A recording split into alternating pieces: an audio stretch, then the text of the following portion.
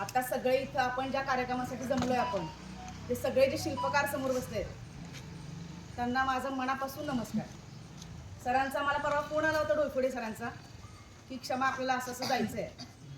आणि मी पहिल्यांदा नाही म्हणलं सरांना, पण सरांनी सांगितलं की शिक्षकांचा सत्कार करायचा आहे. मग नाही म्हणवे ना मला परत शिक्षक. आता मी सरांना पहिल्यांदा एकतर काही कामानिमित्त मला जमत नव्हतं यायला. मी सरांना विचारलं सर विषय काय.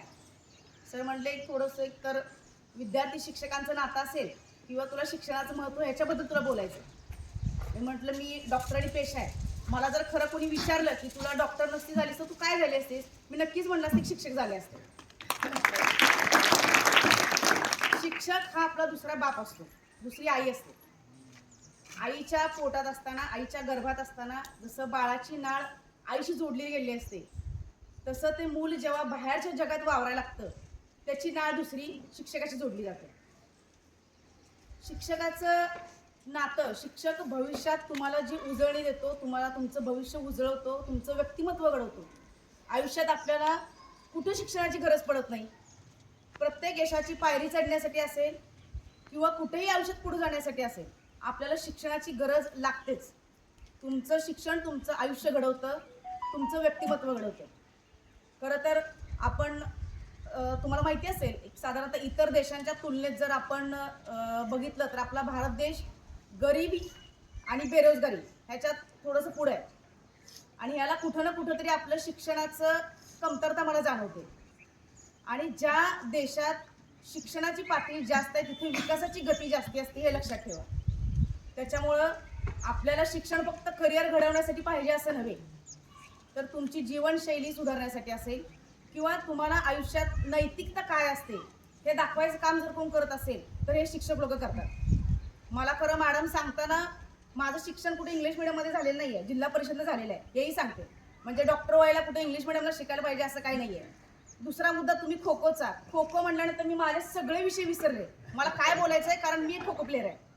मी शाळेपासून 5वी पासून मी मेडिकलला असेपर्यंत मी खो खो खेळले आणि मी युनिव्हर्सिटीची कॅप्टन म्हणून 5 वर्ष खेळले. मला मित्रांनी विसरलंच की मला काय बोलायचं, कारण मी खो खो कारण जे सर प्रॅक्टिस घेतात मला माझे दिवस आठवलेले की मी सकाळी प्रॅक्टिसला जायचे, सर दम लागेपर्यंत पळवायचे. खूप म्हणजे त्या विषयाकडे मी वळले परत. म्हणजे शिक्षक एखादा तुम्हाला घडवायसाठी, कारण मी 12वी पर्यंत खो खो खेळल्यानंतर पुढं काय मला खो खो शिकवायला कुणी आलं नाही. जसं सर म्हणले की एकदा तुम्हाला रोवलं गेलं की तुमच्यातलं ते रक्त ताजं असतं, ते तुम्ही खेळत राहतात. त्याच्यानंतर मी जी युनिव्हर्सिटीपर्यंत खेळले ती खेळतच राहिली, नंतर मागं बघितलंच नाही. मला कधी कधी कुणी सांगायचं की तू मेडिकलला आहेस त्याचा अभ्यास कर, मला असं व्हायचं नंतर. ते म्हणजे एखादा शिक्षक तुम्हाला जे शालेय शिक्षण जे आपलं असतं ते तुम्हाला आयुष्यात खूप पुढे नेतं. आपल्याला शाळा कॉलेज असेल किंवा मेडिकल कॉलेज असेल, तऱ्हेतऱ्हेच्या क्षेत्रामध्ये आपल्याला शिक्षक लोक भेटतात, ते तुम्हाला घडवायला मदत करत असतात. पण असं म्हणतात की आई वडील तुम्हाला जन्म देतात, तुमच्यावर संस्कार करतात, पण आयुष्यात कुठं जायचं, कुठली वाटचाल करायची आणि योग्य दिशेने वाटचाल करायची हे शिक्षकायत्व तुम्हाला कुणीच चांगलं सांगू शकत नाही. त्याच्यामुळं अभ्यास करा. मी आता फार वेळ घेणार नाहीये, बरेच बोलणारे आहेत खूप लोक. जसं म्हटलं की भाताचा वास येतो, आता मलाही भूक लागली, खाऊन जायचा विचार करायला लागले मी. तर रट्टेबाजी करा म्हणणार नाही मी कुणाला. एखादा विषय मॅडमनी सगळ्या शिक्षकांचं एवढं सुंदर शब्दात कौतुक केलंय की मला खरंच वाटतं की आता परत इथे येऊन ऍडमिशन घ्यावं का बसावं का शाळेत येईल. तसं संधी मिळाली तर मी जरूर येईन कधीतरी. रट्टेबाजी करू नका. एखाद्या विषयात तुम्ही पडलात ना तर सखोल अभ्यास करा त्याचा. 2 मार्क कमी पडलेच चालतील, पण तो विषय मुळापासून समजून घ्या आणि पुढे जा. आयुष्यात शिक्षकांना कधीही विसरू नका, कारण शिक्षक, मी पहिलंच वाक्य म्हणले की शिक्षक आपला दुसरी आई बाप असतो. आयुष्यात पुढे न्यायला ते मदत करतात तुम्हाला.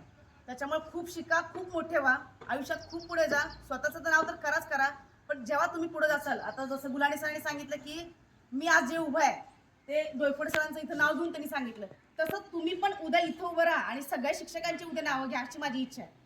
तुमच्या शिक्षकांचं नाव मोठं करा, आई वडिलांचं नाव मोठं करा आणि खूप पुढे जा. धन्यवाद.